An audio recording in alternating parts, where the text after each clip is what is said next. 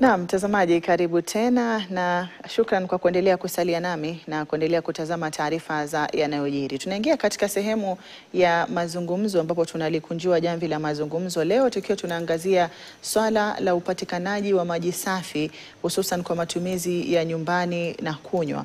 Na tukiangazia pia vile vile tu mchakato mzima wa kuhakikisha kwamba kuna ile uwiano katika usafi wa mazingira na vile vile usafi wa maji ambayo mwishowe yanafikia wakazi ama wananchi katika matumizi ya kunywa na pia matumizi ya nyumbani ya kawaida. Na suluhu ni gani ya kuhakikisha kwamba hakuna uhaba wa maji na pia maji ambayo yanapatikana kwa jumla ni maji ambayo ni salama kwa matumizi katika majumba ya watu. Nimeungana na Anthony Njaramba ambaye ni afisa mkuu mtendaji wa muungano wa WASPA ambao ni muungano unaojumuisha kampuni zinazotoa huduma za maji, yani Water and Sanitation Providers Association, na pia nimeungana na Evan Sabok ambaye yeye ni mtaalamu wa mazingira, atakuwa anatuelimisha kuhusiana na ni yapi ambayo yanajumuisha uwepo wa maji na usafi wa mazingira kwa kipindi kimoja. Karibuni sana. Asante. Asante. Naam, tukiangazia upatikanaji wa maji, labda ni asilimia gani ya Wakenya ambayo tunaweza sema inaweza kupata maji safi kwa matumizi ya kunywa na matumizi ya nyumbani kwa kipindi hiki? Kwa sasa tukiangalia nakala zilizotoka mwaka uliopita, lakini mwaka huu tutaweza kuifafanua zaidi wakati regulator ambaye ni WASREB atatoa ripoti yake wiki ijayo. Tuko Mombasa kwa ile conference yetu ya maji. Itakuwa tukuanza 23 mpaka 27. Kwa sasa zile nakala tuko nazo ni kwamba 74% ya Wakenya wanaweza kupata maji. 74%. Na maji taka inaenda kama 30-31. Lakini ndugu yangu hapa yeye ni mtaalamu zaidi wa maji taka. Ataweza kueleza zaidi, but kwa sasa hizo ndio nakala tuko nazo. Tunaposema maji taka ni asilimia labda 30 na kitu na maji safi 70 na kitu, tunamaanisha nini hususan? Tunamaanisha kwamba yale maji safi ndio 70%, ama watu wanaopata maji safi ni watu 70% na wale 30 hawapati maji safi, ama yapi ambayo yanaambatana na takwimu hizi? Sasa maji safi ni clean water. Coverage Kenya nzima ni 74%. Yani watu ambao wanapata maji safi.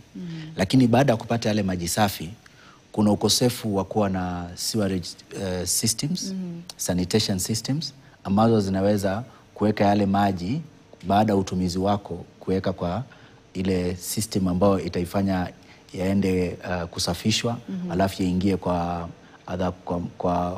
tuseme kwa bahari ama mto ama maji yengine yote, what we call the sewerage system. Hiyo coverage yake Kenya nzima ni 31%. Kwa hivyo hapo ndio mchakato uko. Changamoto kubwa iko hapo. Kusafisha maji ndio kuna changamoto zaidi. Ndio hiyo sasa. Naam, labda Evans atueleze kwa nini kuna changamoto hiyo na kuna umuhimu gani wa kuwepo na mizani ambayo iko sawa katika masuala ya kuwepo kwa maji safi na pia usafishaji wa yale maji ambayo yamekuwa machafu baada ya kutumika.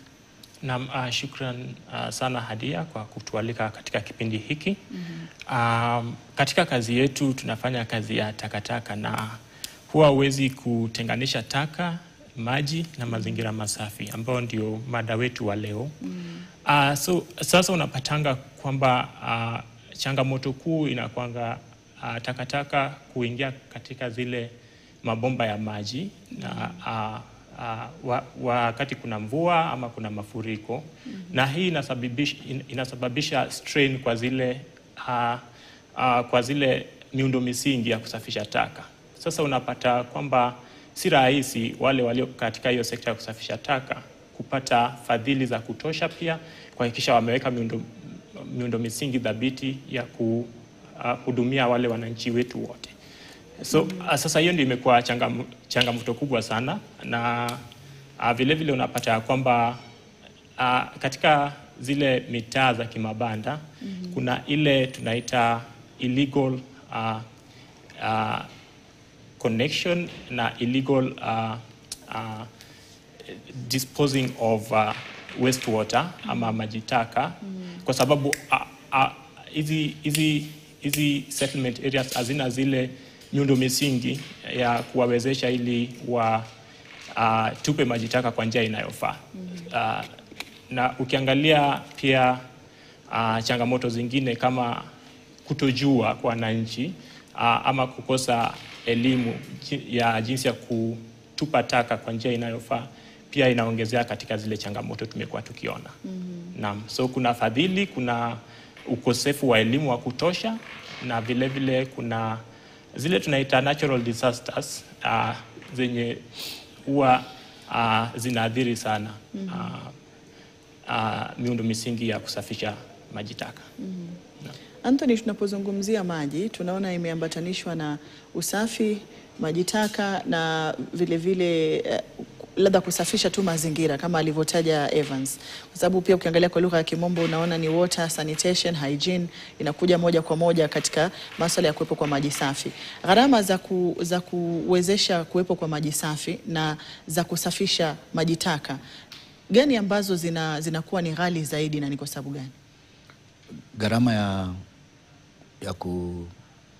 ya kuleta systems za maji taka ni ghali, na kwa sasa ni ghali na kuliko maji safi. Na zaidi ya yote pia sio watu wengi ambao wameidhamini sana. Kwa hivyo hata wale wawekezaji wale ambao tunaita development partners wengi sana wametoroka kutoka kwa maji taka wanaenda maji safi. Sababu maji taka lazima kuwe na uangalifu zaidi, lazima kuwe kuna uadilifu zaidi, lazima uwe na ustadi zaidi kuliko vile unavoleta maji safi. Kwa hivyo hiyo imekuwa ni changamoto pia kubwa, lakini kwa sasa tumeweza, kwa sababu teknolojia imeongezeka na imepanuka zaidi, tumeweza kuona kwamba utekelezaji wa mipango na mipangilio na pia project katika upande wa maji taka pia umeanza kuongezeka kidogo kuliko vile ilivyokuwa hapo awali. Na utaona sasa hiyo 30% tuko tunaongea, 30% itaanza kuongezeka zaidi kwa sababu ya teknolojia kufanywa rahisi na kufanywa wepesi na pia kuwa sio ghali kama vile ilivyokuwa. Tukizungumzia masuala ya kuwepo kwa maji safi, Evans, kuna umuhimu gani wa kuhakikisha kwamba mbali na kwamba tunapata maji safi kwa wingi, pia kuna maji ambayo yanasafishwa kwa wingi? Ni kipi ambacho kinaweza kuwa kwenye hatari iwapo hakuna uwakilishi wa mizani katika masuala ya kusafisha maji kwenye kiwango ambacho ni sawa na kile ambacho tunaweza kupeana maji safi? Na Hadia, kile kinafaa tufahamu kama wananchi ni kwamba yale maji safi huwa tunapata katika mifereji zetu ama kwa taps. Ultimately huwa inatoka katika mito, katika ziwa, na hizi ziwa na mito vile vile ndio zinakuanga like sites za kudeposit sewage ama maji taka. Sasa wakati unakunywa maji yako safi ile imesafishwa na WASP kama kina Anthony, inafaa ufahamu kwamba hiyo maji ndio ile maji tu ilikuwa imetoka kwenye bafu, ilikuwa imetoka kwenye jikoni, na inafaa isafishwe ndio irudi. So tunaita circular economy. Na bila kufanya hivyo inamaanisha kwamba tutafika pale ambapo hata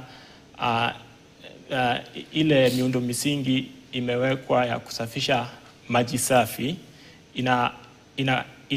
inaathirika kwa sababu ile concentration ya maji taka iko katika hizi chemichemi za maji itakuwa imepita kile kiwango, hata kinaweza kuwa inaweza safishwa na zile teknolojia tuko nazo kwa sasa za kusafisha maji. Sasa hiyo kuhifadhi mazingira iko na uhusiano mkubwa sana na yale maji safi tunapata katika nyumba, katika tunaenda tunanunua kwenye machupa. Na inafaa to create ile tunaita a balanced system, ile inaitwa maendeleo endelevu, ndio tuweze kuhakikisha kwamba hata yale maji yanaingia kwenye hizi rasilimali kama mito na ziwa, ni ile maji imefanywa ile pre-treatment kabla iingie kwa hizi systems, ndio iweze kuhakikisha kwamba hata wale wanaofanya kazi ya kusafisha maji kwa ajili ya kutumika tena nyumbani, kwenye viwanda, hawapati ile constraint in terms of resources. Naam, so huo ndio uhusiano nimekuwa nikiona kwa uhusiano mkubwa sana.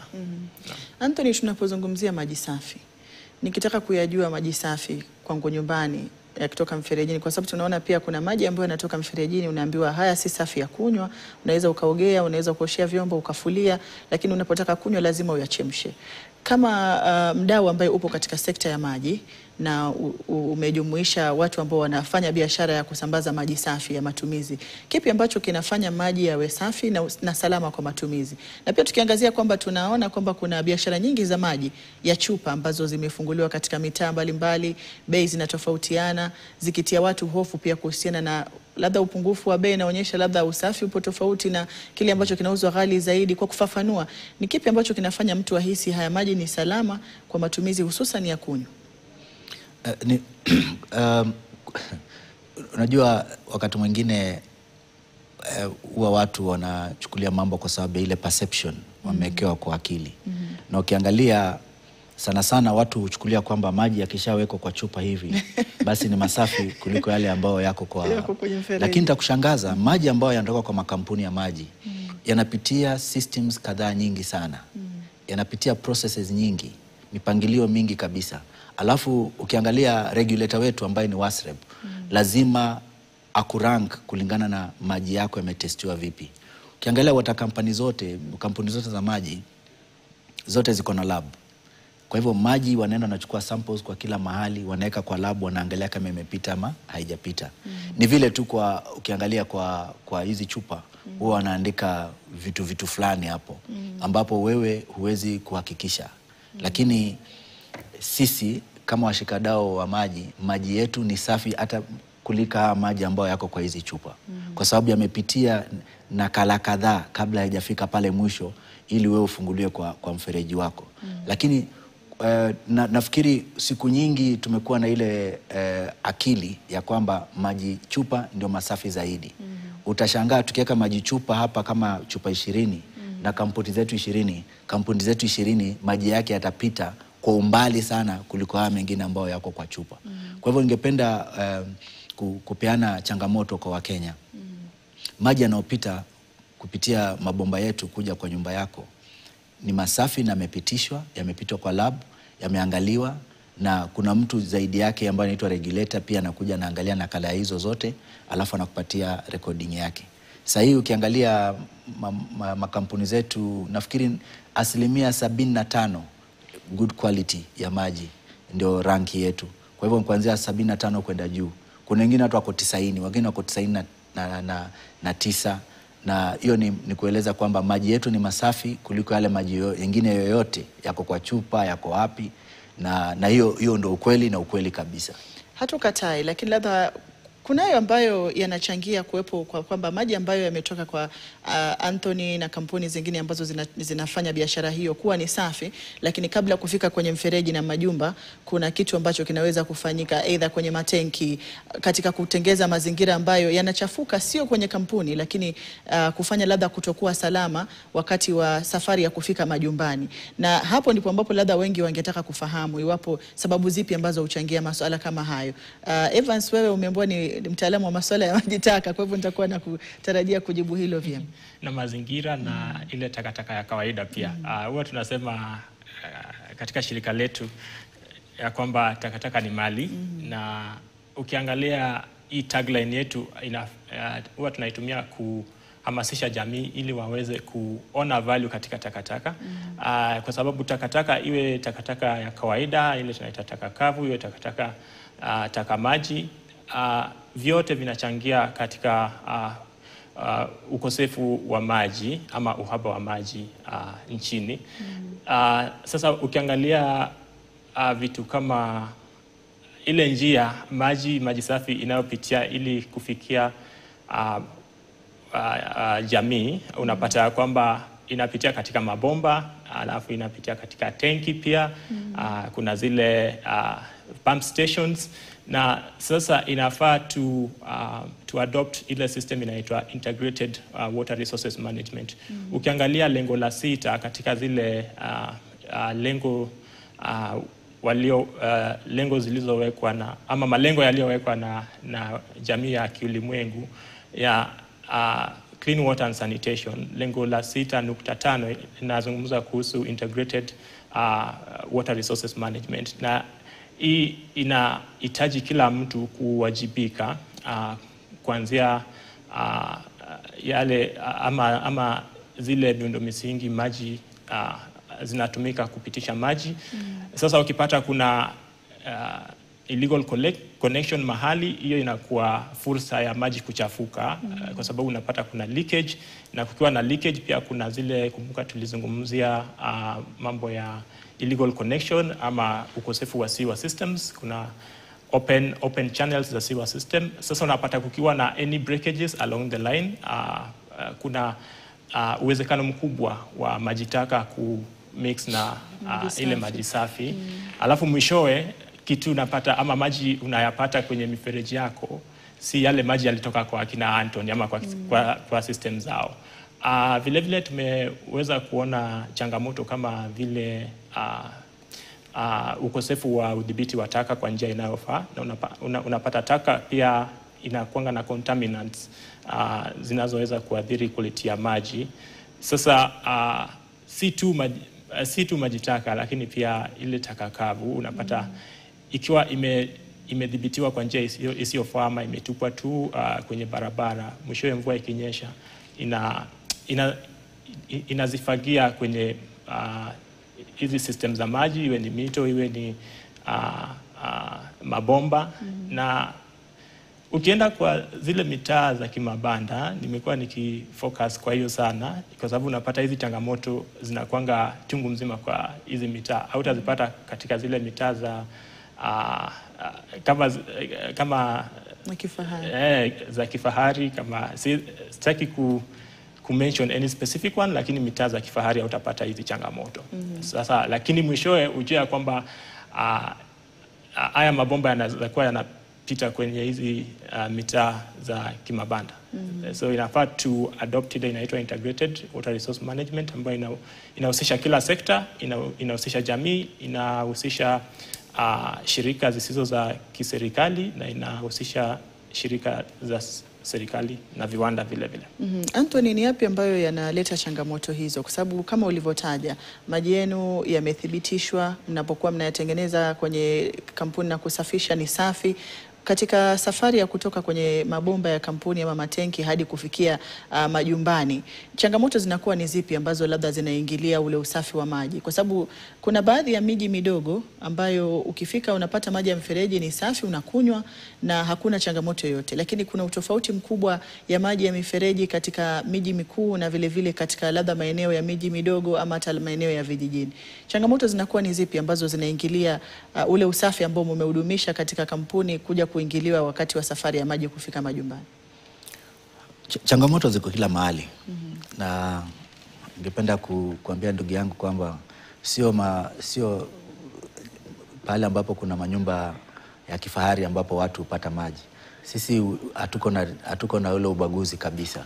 Kitu hufanyika ni kwamba utakuta katika sehemu zingine population ni kubwa sana kuliko kwengine. So maji yakiingia, wale ambao wako kwa hiyo population zingine hawana ile, especially kwa places ambao kuna rationing. Rationing ni ile unakuta kuna kupata maji leo, kesho hakuna, kesho kutwa, siku 2 kwa wiki, siku 3 kwa wiki, kwa sababu hatujafanya coverage ya Kenya nzima. So utakuta watu ambao wako kwa hizi manyumba zinaitwa za kifahari wako na nafasi kubwa ya kuweka tanki kubwa. Kwa hivyo maji yakija wataweka tank ambao watatumia kesho na kesho kutwa kabla mtondoo maji yaje tena. Lakini sasa hawa ambao si wa kifahari hawana nafasi, nyumba zao zimeshikana, hawana popote pa kuweka hizo matenki. Kwa hivyo ndio tungependa kusema kwamba maji yote yanatoka bila ubaguzi yakiwa safi. Lakini hizo changamoto ziko. Jambo la pili ni kwamba wale ambao wako kwa hii nafasi ndogo, kwa sababu ya vile maisha yao yako, they live from hands to mouth. Wakati mwingine unakuta hawana hela ya kulipia hiyo maji. So inabidi kama kumetokea jambo fulani, na hawawezi kulipa, tuwafungie ili waweze kutafuta hela walipe. So katika hali hiyo ya kuwapunguzia maji ili wasiweze waweze kutafuta hela kulipa, wengine unaona wanaanza kutoboa zile mabofa, na wakitoboa ndio shida kama vile amesema zinafanyika, zinaanza kuingia. Lakini maji yote quality is the same. Hakuna pahali ati hawa wanapata quality nzuri kuliko hao wengine. Tofauti ni hivyo tu nimeelezea. Na tungeweza kushawishi wale ambao wako huko chini ama wale ambao wako na shida kama hizo, badala ya kupasua bomba, kuja kwa ofisi zetu, enda kwa ofisi ya kama ni Nairobi Water, Mombasa Water, Kisumu Water, Nyeri Water, Murang'a Water, ingia kwa ofisi zao, waelezee, na nitakuhakikishia kwamba sisi ni watu ambao wanaelewa zaidi. Kwa sababu ukitoboa hiyo pipe, hata ile maji ulikuwa upate kesho kutwa hautapata.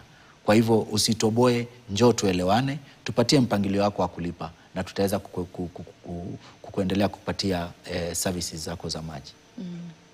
Evans, ni kipi ambacho kinachangia kuwepo kwa changamoto za kutofikiwa kwa maeneo yote katika kupatikana kwa maji safi? Kama alivyotaja Anthony, kuna baadhi ya maeneo yana idadi kubwa ya watu ukilinganisha na maeneo mengine.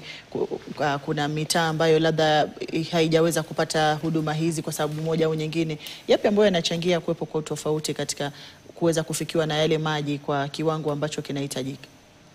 Naam, kwanza tuanze na kuangalia zile sehemu za nchi ambazo hazijaweza kufikiwa na maji katika kile kiwango kinachohitajika.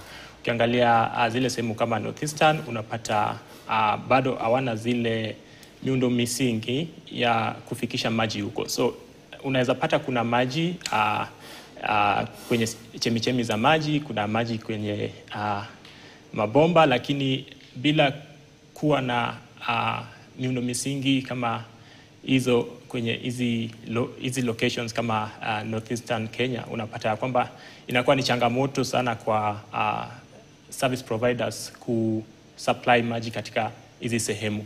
Sasa moja ni miundo misingi. Tumekuwa tukiona shirika mbalimbali zikiweza kuimplement alternative systems kama zile boreholes ambazo zinanuia kuhakikisha kwamba jamii kama hizo pia zinafanikishwa kupata maji. Sasa miundo misingi ni changamoto kubwa.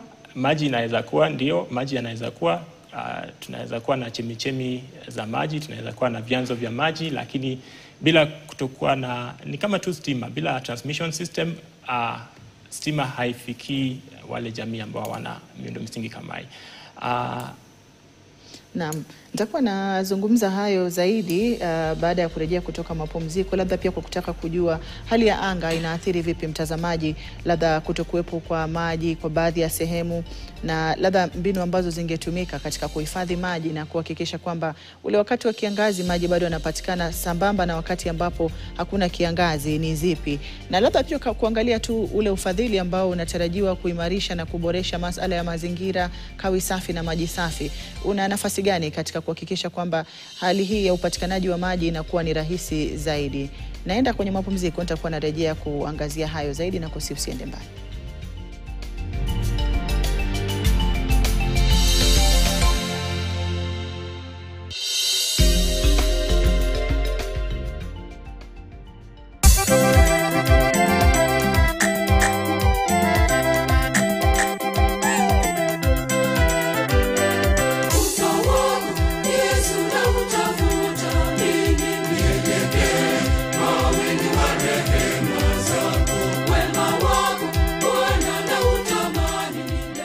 Dial *811 *801# to get this as your skiza tune.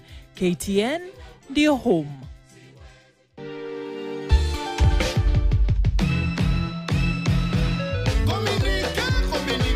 Communiquer, très important. Gouverneur Kibando Ngidi. Sayombe.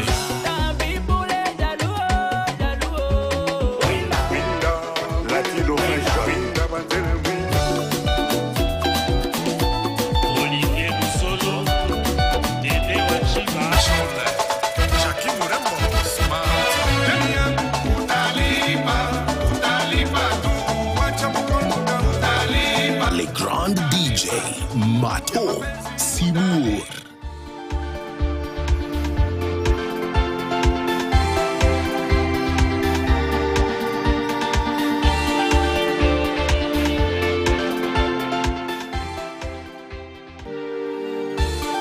Tune in for a divine Sunday service encounter at Rock Tabernacle with Reverend Julian Kula. Be part of a powerful atmosphere filled with heartfelt worship.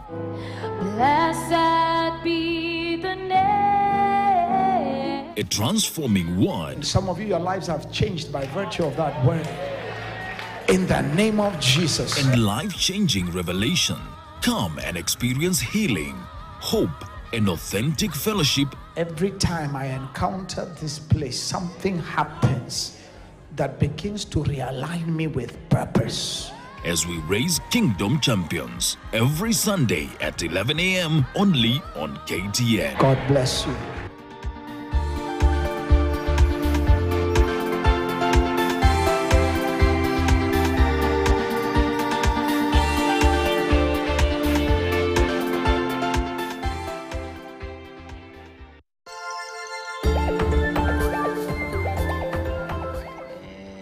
Aka kanyama. Yes. Kanyama kameiva mtu wangu. Nilikuwa nataka nikulipe next week. Ati nilipe next week.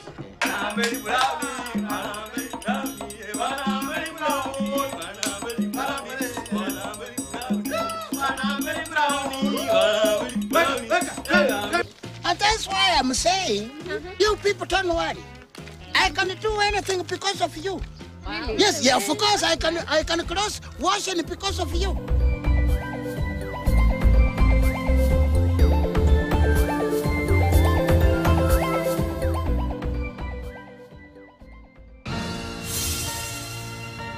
As the eldest among the brothers, I am the first to carry on the family name and the weight that this holds. But beyond that, I am a man bound by responsibility to the people that I love. I am Sam Melby, and I play Dave Australia, the firstborn brother on the show Family Affair. A family affair.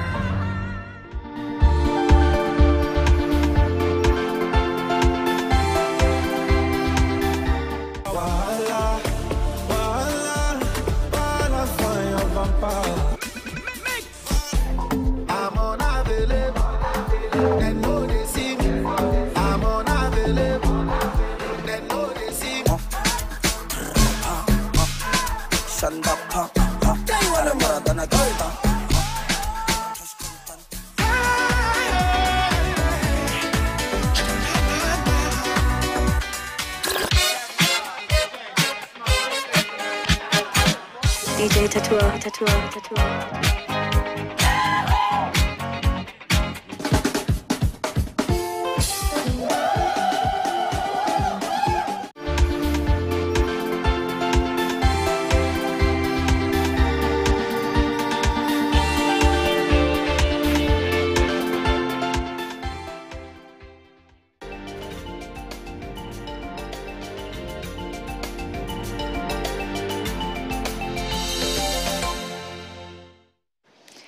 Na mtazamaji, karibu tena na shukrani kwa kuendelea kusalia nami nikiendeleza mazungumzo studioni tukiangazia vile vile suluhu ya uhaba wa maji na upatikanaji wa maji na pia mchakato mzima tu wa kuhakikisha kwamba Wakenya wanapata maji safi ikiwa ni mojawapo ya haki za kimsingi.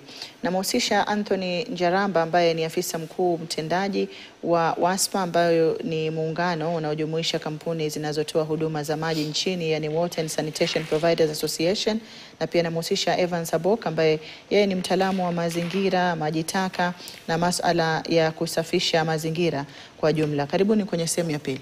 Asante sana. Naam, tukiangazia swala la kuwepo kwa maji kama haki ya kimsingi, hususan maji safi, tunaangazia pia ushirikiano katika kuhakikisha Mkenya anapata haki yake ya maji safi akiwa sehemu yoyote ya nchi. Na kampuni ambazo zinatoa maji safi pia zina mchango katika hilo. Lakini kuna ushirikiano gani kati ya serikali na kampuni hizi ambazo zinatoa huduma hiyo kwa Wakenya kwa jumla, Anthony? Kwa sasa kampuni zote za maji zinamilikiwa na county government. Maanisha katika uwekezaji county government ndio owners wa wenye hizi makampuni za maji. vile nimesema Kisumu Water, Nairobi Water, hizo Vihiga Water, zote hizo county government ndio ina own shares kwa hizo makampuni, so they are wao ndio shareholders. Serikali kuu inakuja katika upande wa regulation, jambo la kwanza. Jambo la pili, serikali kuu inakuja ambapo maji yanatoka kaunti moja kwenda lingine kulingana na vile katiba ya Kenya inavyosema kwamba any commodity product service goods ambazo inapita kaunti moja mpaka nyingine, serikali kuu inakuja inaingilia. So tukienda kwa mfano twende Pwani, utakuta yale maji ambayo yanatoka Baricho yanakuja na pia Malindi Water, inapatia Kilifi Mariakani Water, alafu inaenda mpaka Mombasa Water. Ukiangalia maji yametoka Mzima Springs, yanakuja yanasaidia Taita Taveta, yanasaidia Kwale, Kilifi na Mombasa. Hivyo pia maji ambayo yanatoka Tiwi, ambayo pia yanatoka Marere, yanatoka Kwale, yanakuja mpaka pande za Likoni ambazo ziko Mombasa. So hayo inaonyesha kwamba yamekata sehemu kadhaa. Hapo sasa serikali kuu inakuja inaingiliana. Lakini katika mpangilio wa katiba yetu ya 2010 ilikusudia kwamba maji yawe ni kitengo ambacho kinaangaliwa moja kwa moja na serikali za ugatuzi ambazo ni county. Lakini kama vile nimeeleza hapo, haiwezekani kabisa 100% kwa sababu kuna maji mengine yanatoka pande hii yanaenda pande hii, na wezi zuia hawa wakaenda wakachukua na hawa. Kwa hivyo labda kwenda huko siku za usoni, kila county ikiwa inajisimamia yenyewe, labda sasa itakuwa hakuna haja sana ya serikali kuu labda kuingilia sana. Lakini kwa sasa inabidi kwamba serikali zote mbili, serikali kuu na serikali ya ugatuzi, zifanya kazi pamoja kusaidia hizi kampuni, kwa sababu mwishoe ni mwananchi wa kawaida ambaye anahitaji kusaidika. Na yeye atambui inatoka wapi, inaenda wapi ama mipaka. Nafikiri baadaye utatueleza ni kipi ambacho kitawezesha maeneo haya ambayo bado yanategemea sehemu zingine ama labda chemichemi kutoka maeneo mengine kupata maji kuweza kujitegemea, na pia masala ya bajeti ambayo inakwenda katika kusaidia sekta hiyo ya maji kuweza kuwezesha kupatikana kwa maji kwa kiwango kikubwa. Lakini labda tukiangazia utunzaji wa mazingira na kutunza sehemu na vyanzo vya maji, Evans, ni yapi ambayo yanafaa kuangaziwa katika kutunza vyanzo vya maji, kuhakikisha kwamba yale maji yanayotoka kwenye chemichemi, yanayotoka kwenye vyanzo vya maji, mwisho wa kwisha yanakuwa ni safi na salama yanapokwenda kupitishwa katika masuala ya kusafishwa na kumfikia mwananchi wa kawaida? Na Hadia, kwanza acha niseme ya kwamba inafaa tuhusishe kila mmoja wetu, iwe ni jamii, vile vile iwe ni viwanda, iwe ni serikali ama shirika zisizo za kiserikali. Kwa njia gani? Tunaweza fanya vitu kama upanzi wa mti. Tumekuwa tukiona hata serikali ikisihi jamii ya kwamba, ikihamasisha jamii ya kwamba inafaa tupande miti bilioni 15, na nadhani hiyo ni tuko na lengo la kupanda bilioni 15 by around 2031. Na ukiangalia hizi juhudi, ni zile juhudi zimewekwa ili kuhakikisha kwamba tunaweza protect to the community, lakini vile vile vile vyanzo vya maji. Ukiangalia vyanzo kama vile Mau, ukiangalia vyanzo vile kama sana Mau, juu tunajua Mau ilikuwa imegonga taarifa hapo awali, vichwa vya taarifa hapo awali. Na hizi juhudi kama upanzi wa mti zinahakikisha kwamba hivi vyanzo vimehifadhiwa kutokana na changamoto kama zile erosion ama mmomonyoko wa ardhi ama udongo. Vile vile inazuia, inajaribu kuzuia ukame ambao tumekuwa tukiona misimu mirefu ya ukame na vile vile misimu ya mafuriko. Na bado tunakuwa hatuna maji ya kutosha ama hatuna ama chemichemi za maji ama vyanzo vya maji havijakuwa vimehifadhiwa kwa kutosha. Sasa wanapata kupanda mti ni njia kuu ambayo tunaweza tumia kuhifadhi chemichemi za maji ama vyanzo vya maji, na vile vile dhibiti taka, iwe ni maji taka, iwe ni taka ya kawaida, kwa sababu unapata kwamba taka zinazoingia kwenye vyanzo vya maji ama kwenye mito ama maziwa zinasababisha madhara ama zinaweka strain kwa zile treatment systems, jinsi nilivyosema awali. Na sasa inafaa tudhibiti taka ili tuhakikisha kwamba hata maji taka tunaoweka kwa hizi chemichemi za maji kama viwanda, kama mitaa, ni ile maji ambayo itahakikisha kwamba tunatumia hizi rasilimali kwa njia inayofahamu ama kwa njia inayohakikisha kwamba si kukuwa na hizi rasilimali tu leo, lakini pia tunahakikisha kwamba vizazi vijavyo pia vinapata nafasi ama fursa ya kutumia hizi rasilimali. Bila shaka. Sasa upanzi wa mti na kudhibiti taka na kuhamasisha jamii. Bila shaka. Na vile vile kuongeza fadhili katika hizi activities. Anthony, tukiangazia swala la kuwepo kwa fedha za kutosha na ufadhili wa kutosha kuwezesha kuwepo kwa maji. Tumezungumzia chemichemi na vyanzo vya maji ambavyo vinatumika katika kaunti kadhaa, labda zaidi ya kaunti 2, kaunti 3 kusambaza maji kwenye maeneo hayo. Na ukataja kwamba hili litakuwa linapungua iwapo sehemu zitakuwa zinaweza kujitegemea. Ni yapi ambayo yanaweza kuwezesha sehemu hizi kujitegemea kwenye siku za usoni, na pia katika masuala ya ufadhili na bajeti, na pia mgao ambao unatengewa masuala ya kuboresha upatikanaji wa maji? Ni yapi ambayo labda yanapatikana kutokana na ufadhili huo na yale yanayokosekana kutokana na ufadhili huo? Kwanza kabisa tungependa kusema ya kwamba changamoto ya maji ni changamoto ya kila mtu. Kwa hivyo serikali za ugatuzi na serikali kuu lazima ziweze kutenga pesa kusaidia hizi makampuni. Na hizi makampuni zisiposaidiwa ili zisaidike, itakuwa ni jambo kubwa sana ambalo litafanyika, ambalo si jambo lizuri. Hapo ndio tunaona mabomba yamepasuka na hakuna hela ya kufanya repairs, ukarabati.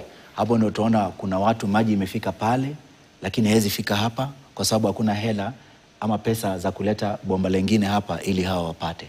Kwa hivyo tukianzia na serikali kuu, bajeti imesomwa wiki iliyopita. Na ukiangalia kwa umakini ile hela yote ambao serikali kuu imepatia sekta ya maji safi, maji taka pamoja na irrigation, yote ni 60 bilioni 60, ambapo bilioni 15 imepewa kiwango upande wa irrigation, 26 nakala kadhaa imepewa upande wa infrastructure kufanya mwendo msingi wa upande wa maji. Alafu hizo zingine ziko hapo katikati, kuna flood management na pia kuna ile administration operations etc, mambo kama hayo. Yote inakuja inakuja shilingi ngapi? Bilioni 60. Ukiangalia kwa bajeti nzima ambayo ni trilioni 4.2, ukiweka hiyo bilioni 60 inakuja 1.4%, 1.4%. Kwa hivyo hili ni jambo ambalo serikali inatakana iliingilie kati na iangalie kwa makini sana. Mwaka jana tulifanya budget ya ile tuseme costing ya program yetu yote ya maji. Kenya nzima iko na maji na iko na maji taka, ikakuja 995 billion, 1 trillion. Yani tuseme hii Kenya sasa hivi tukitaka haya mambo yote mnasema yawe safi, kila kitu iwe sawa, lazima tuwe na 1 trillion. Kwa hivyo sisi baada hapo tukaangalia tukasema hii bajeti ya mwaka huu kama wangetupatia, kwa mfano watupatie 300 billion hii mwaka, alafu mwaka ujao watupatie another 300 billion, ikifika 2027 tutakuwa tumeendeleza mambo mengi sana.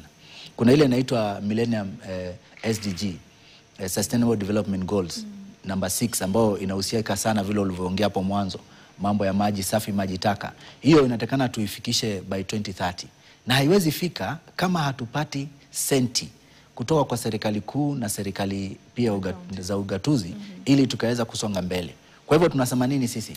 Tuasema kwamba makampuni ya maji yanaweza kuleta maji, yanaweza kusafisha maji yawe maji taka, yakaweza kufanywa kupewa ile heshima yake kama maji taka, siwari vile mnavyoongea, lakini tupate senti pia msaada kutoka hizo vitengo viwili vya serikali na waache kuona kwamba kampuni za maji ni kampuni vile kampuni zingine ziko, kwa sababu hizi si kampuni za kufanya faida, ni za kampuni za kupeana msaada.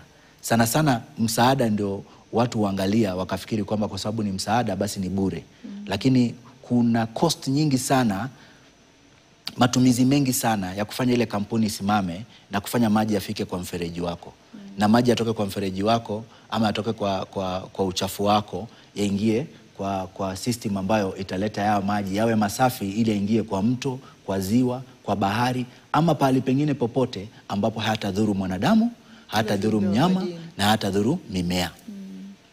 Tukiangazia swala la changamoto za hali ya anga, Evans, ni yapi ambayo tunahofia kuona katika siku za usoni, kwa sababu kwenye miaka ya nyuma tumeona mabadiliko sana ya misimu. Haipo kama ilivyokuwa kitambo, mvua labda zinakata ama zinakuwa ndefu mno, zinasababisha mafuriko, kiangazi kirefu, na yameleta mambo mengi ambayo yanaangazia swala la maji, vile vile swala la utoshelevu wa chakula ambavyo vinaendana sako kwa bako. Tukiangazia maji na chakula nafikiri vinaambatana.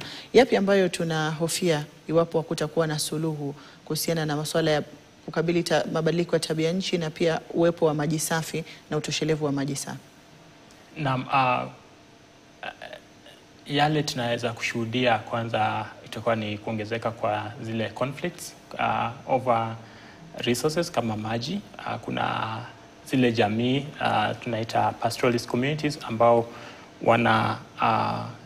wanategemea sana maji na lishe kwa mifugo yao, na bila maji ama ukosefu wa maji ambao utakuwa unatokana na mabadiliko ya tabia nchi ama climate change, utapata kwamba hizi conflicts zitakuwa zinaongezeka.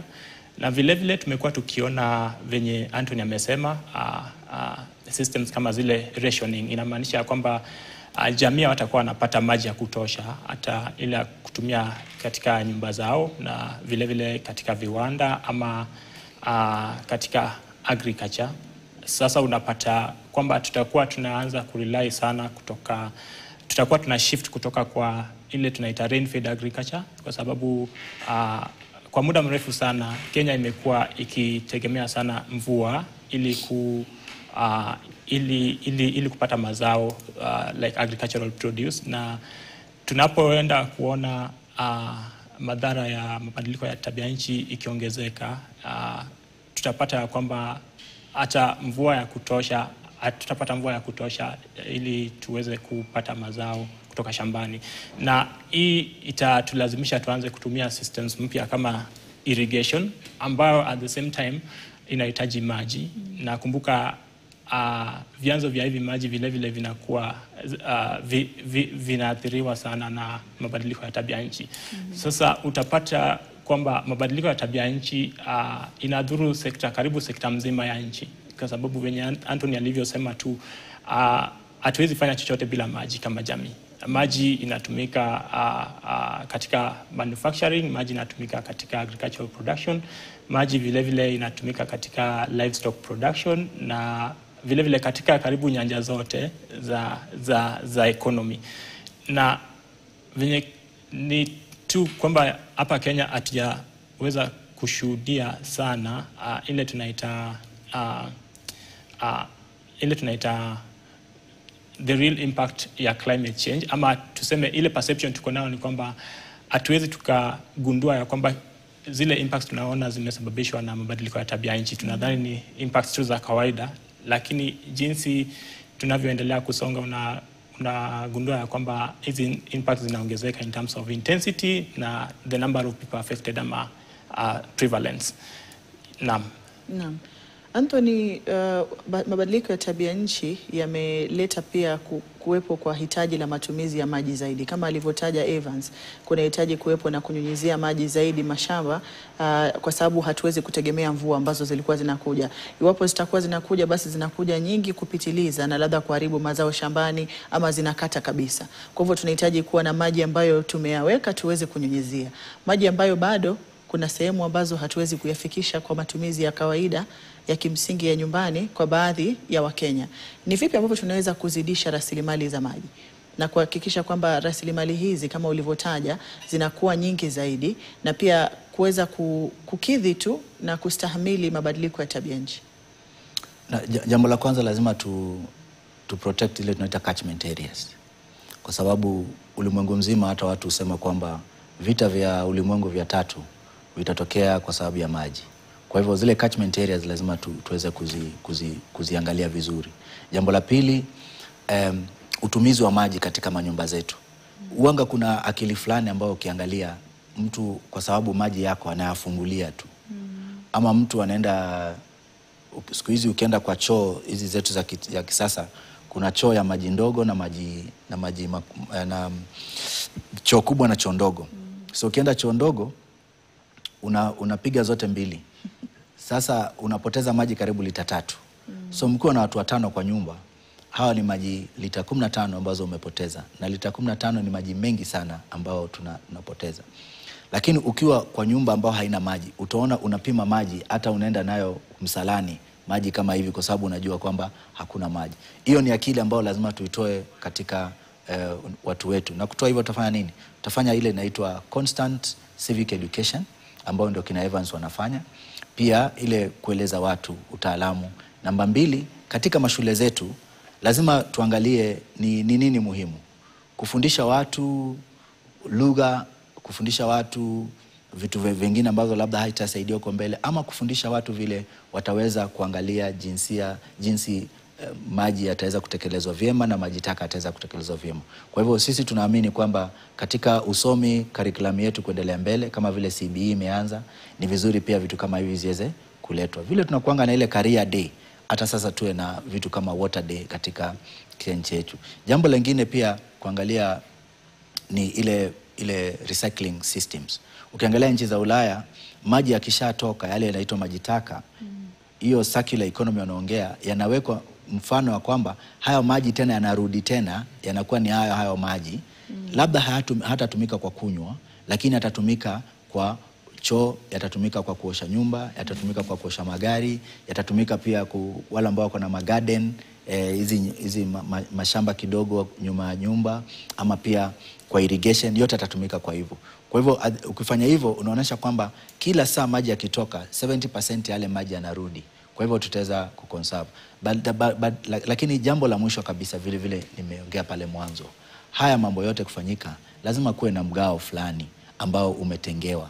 Na mimi ningependa kusema suluhu moja ambao inaweza patikana ni hivi. Kama tumeweza kutengeneza SHA, tukatengeneza vitengo 3 vya SHA, hata wale ambao wako na magonjwa mabaya sana kama saratani pia wako hapo, critical illnesses. Kama tumeweza kutengeneza roads levy ambao mabarabara kujengwa kuna levy yake inawekwa. Kama tuko na railway levy ambao pia inawekwa. Kama tuko na affordable housing, ili levy ya housing imewekwa. Nafikiri ni wakati muhimu sasa kama nchi nzima tujiulize kama hizi levy ziko na zinasaidia pale zinaweza kusaidia, kwa nini tusiwe na water levy ambao hiyo ni uhai, maji ni uhai.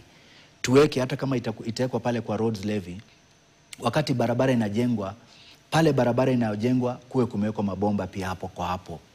Kama wanafanya repair barabara, kama bomba pia yako kwa hiyo barabara pia afanywe repair.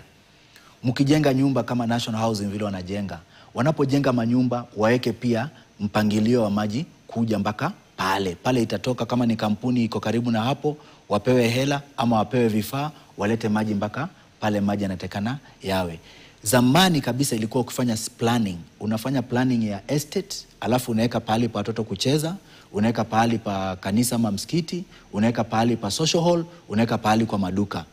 Hiyo ilikuwa ni sheria ilikuwa inawekwa. Sasa hii pia lazima kwenda mbele, manake siku zimepeuka, ni siku tofauti ni era tofauti ambao tunaishi sasa, karne tofauti. Tuangalie tuseme hii water levy wakati wake umefika. Hawa watu wanateseka kwa makampuni. Kwa nini uendelee kuteseka kwa makampuni? Tuweke 1% ya kila petroli, kila fuel consumption ya Kenya. 1% wacha iende kwa mambo ya maji. Wakitengeneza barabara, 10% ya hiyo pesa iende kwa maji. Wakitengeneza manyumba, 10% ya hizo manyumba iende kwa maji.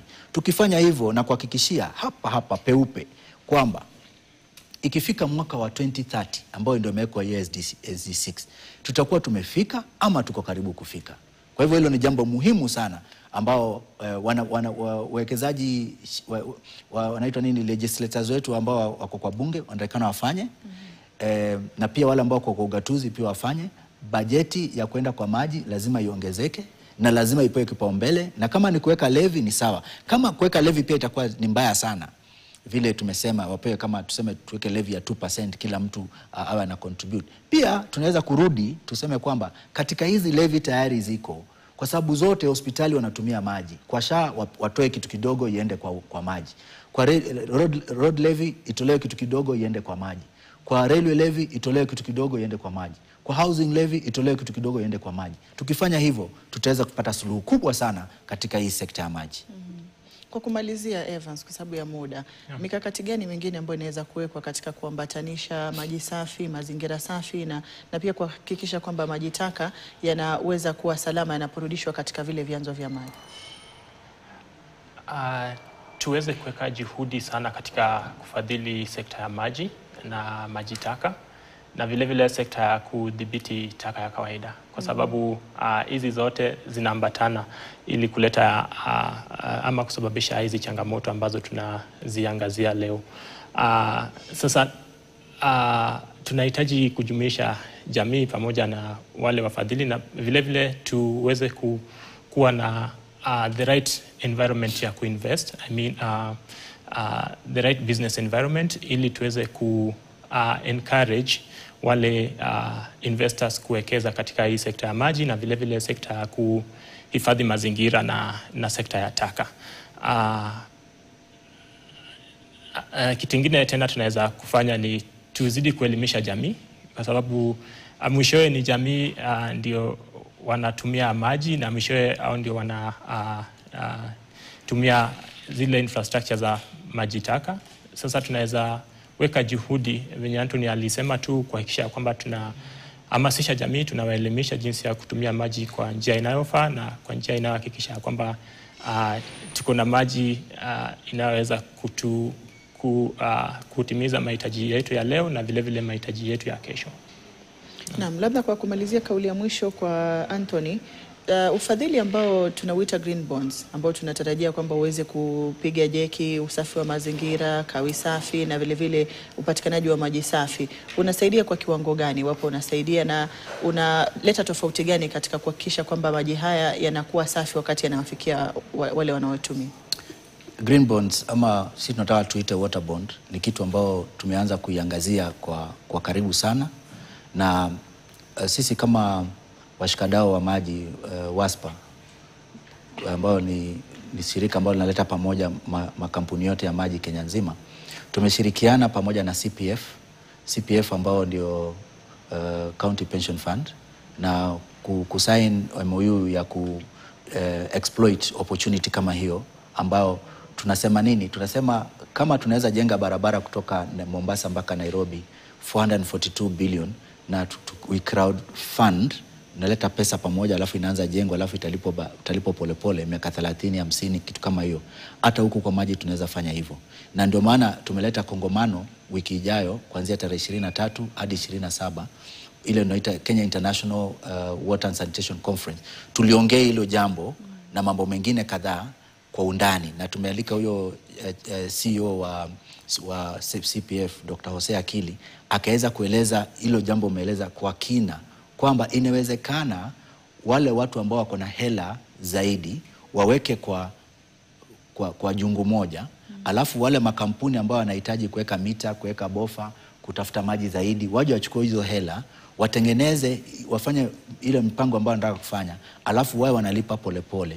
Naye huyu aliweka hela zake pale, akawa naye analipa polepole, lakini analipo na interest ama fidia kidogo. Kwa hivyo hilo jambo tumeanza kuliangazia, tumepiga hatua kubwa, na tungeomba tualika watu wakuje wiki ijayo huko Mombasa, Pride 23 to 27 of June, waweze kulisikia zaidi na vile wanaweza kuweka hela zao pale, na vile tunaweza kuexpand services za water na sanitation ambao ni maji safi na maji taka.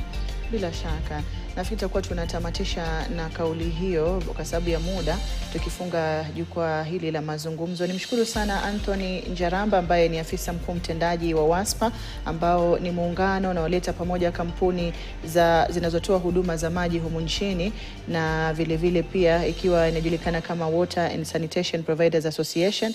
Na pia nimshukuru sana Evan Sabok ambaye yeye ni mtaalamu wa mazingira na vile vile maji taka na kwa jumla usafi wa mazingira. Asanteni sana kwa kuja na kwa muda wenu.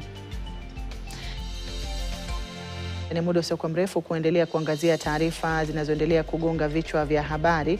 Hivyo nakusihi usiende mbali.